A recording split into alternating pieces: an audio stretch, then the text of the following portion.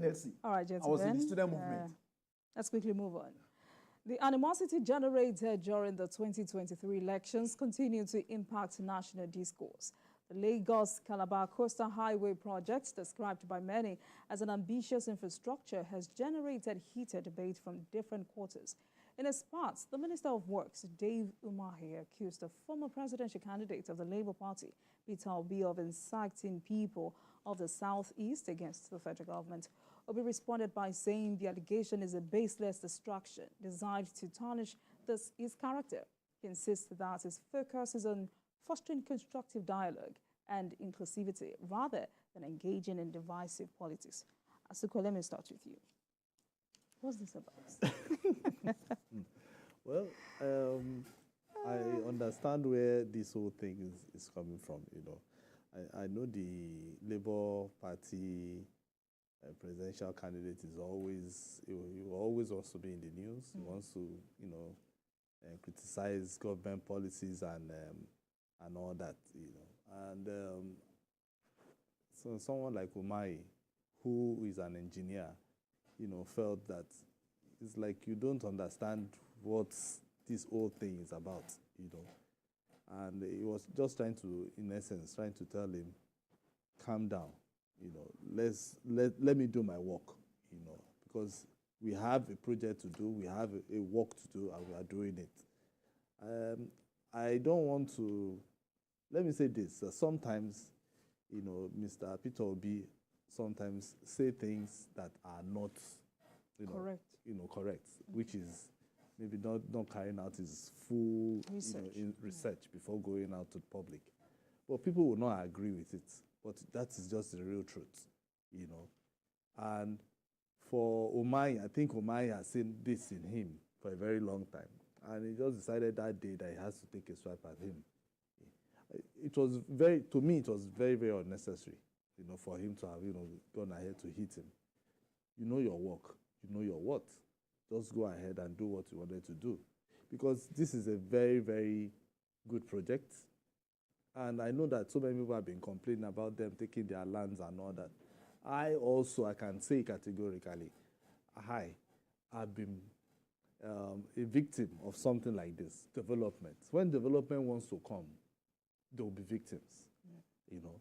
I remember when Lagos-Calabar wanted to do a major road that links from my village to the stadium, you know, the Bed of Nests, the stadium, the biggest stadium, and one of the most beautiful stadiums in Africa.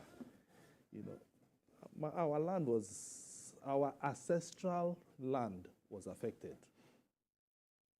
You understand? It was affected. And at the end of the day, we did not carry placard. Government had negotiation with us. We had to move to other places that we had houses and all that, you know, even though compensation was paid and all that. Well, so I know what the people on that particular coastal area they are going through right now. It's just unfortunate because even if they go to court, what the Constitution says, you know, I'm not sure they will be able to defeat the federal government. Yeah. But for this particular case between Umahi and Obi, it is what I call family matter. It is from the southeast, so they will deal with it from the southeast. I will tell you something. You know, there are some people in the southeast. It's more or less like both of them are in two different parts. You know, I feel it's an ego thing. Umahi does not see Mr. Obi as someone that, you know, can be challenging our president. This is my boss. My boss sends me on an errand, and I have to do it, and you are telling me another thing. So he's just trying to respond to him in that way. So, but for there to be peace, you know, for there to be peace. And he said so many things, which I think, if I am a supporter of Mr. Peter Obi, I will have to also go and look at his antecedents. Are these things true or not? You know. But in terms of the coastal road, I feel that Nigerians should just give it it's trial. Let it go. Let's just see how it goes. Those who need to be compensated, I know so many people's houses will go. Please and please, you know, they need to compensate them. The that is why the state government also has to get involved. If they need to also give them another land or push them somewhere that they'll be comfortable, they should do that. Right. So that engagement, that talking, that communication should continue. They shouldn't just take it like a fiat. We'll come back to that. Adeyi, let me have your first reaction to this allegation and response. Do you think Peter Obi is being hypocritical here? Not forgetting the fact that he had done same even without compensating those victims. Well, I think first of all, Mr. Peter Obi, His Excellency Peter Obi, has his own, the right to express his own view. He has the right to define his political course and the strategy that he wants to adopt. We are not in a position to determine that for him. But it's our responsibility to weigh the importance, the significance, the consequences of how that will cause damage to him or cause or also help him to advance. I think in the first place, every opposition all over the world, usually look for an opportunity to demystify the ruling party, and this traditionally involves arm twisting tactics. It involves propaganda. It involves truth and half-truth. It involves lies, and it involves sensationalism. So I think we have to look at it within this context. However, but I think in other countries, which make them a little bit different from us, where there is a national lowest common factor, that leaders agree on certain principles, irrespective of when something is in the interest of the ordinary man, both the opposition and we agree. For instance, in 1970s, when Israel raided Entebbe, Yitzhak Rabin, the president, the prime minister, the first thing he did was to call the opposition before going on that raid.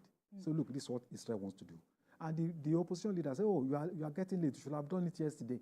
Because Israel agrees that, look, irrespective of our opposition and, the government, there's a lowest common factor.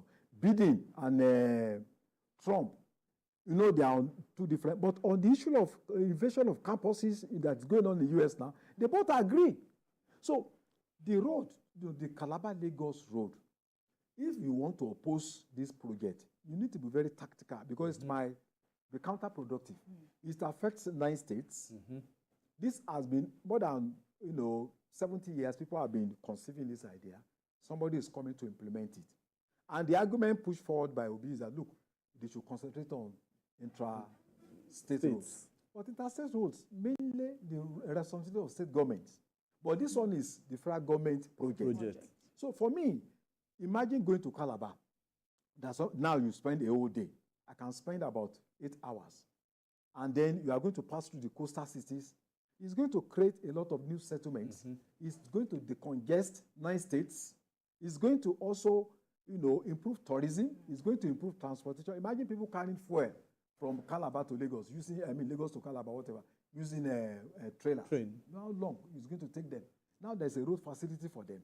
And potentially that road opens up the opportunity of rail from Lagos to Calabar. So, and not to talk about other opportunities, tourism, transportation. So I think this is a milestone that I think should be, in fact, for the fact that even the person in charge, the headmaster of the project is from the East, it should be a pride to yes, exactly. Look, this is the project of somebody coming from our area. So if you are not careful, you just think every project you want to attack is going to, because I know a lot of Labour Party members who think this project is a lousy project that should be supported. And look at the second phase, from Lagos to Sokoto, and then from Calabar to Enugu. And you are now saying this is not a good project. So while it is correct that opposition can, engage the people in power, you also need to be very tactical about your opposition strategy, so that at the end of the day,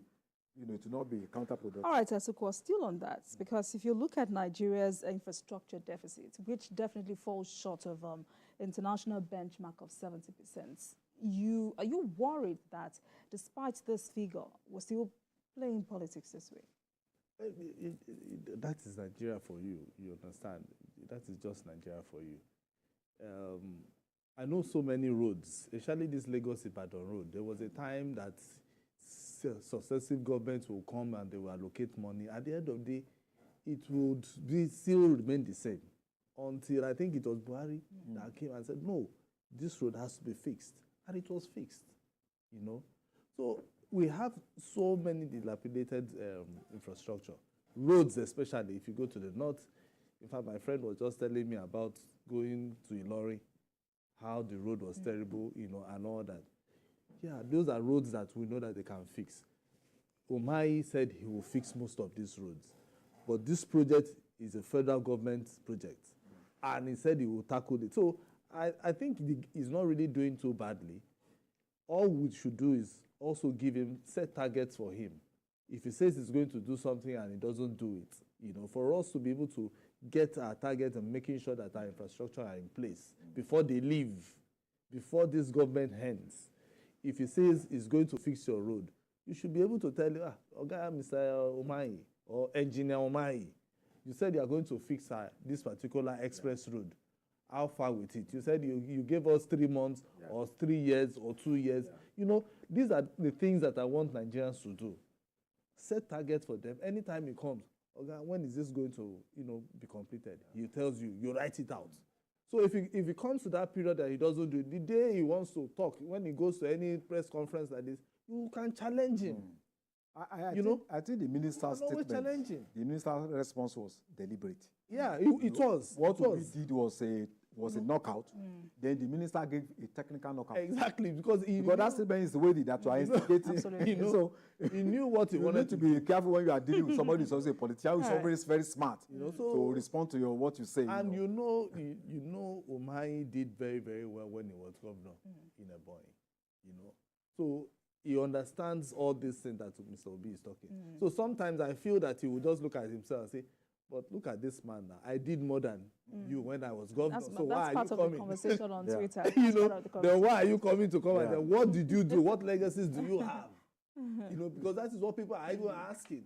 Mr. Obi, okay, tell us your legacy so that we can even use that one to even counter this. I thought Obi would have raised the issue of the ecosystem. Very good. If you talk about that, indigenous communities. I mean, that would have not been to say that you should dismiss, the whole project. Something they've started. They're already in the 3 kilometers already. That's it. All right, gentlemen, thank you so much for your perspective on the show today. I've been speaking with Adewale Adeoye and Asukwo James. Gentlemen, thank you so much. But before we leave, let's sympathize with the immediate past governor of Taraba State, Darius Ishaku, over the death of his former commissioner of health, Innocent Vakai. Quite sad. I mean, we pray for the family and the states and that God rest the soul of the dead. Amen. All right. Thank you so much, everyone, for watching. That's all on Journalist Hangout on Sunday. Join us tomorrow for the regular episode of the program at 5 p.m. You can watch the repeat broadcast of this episode tonight at 11:30. We are on YouTube at youtube.com/TVC News Nigeria. I am Olajumoke Olatunji. Bye for now, and God bless Nigeria.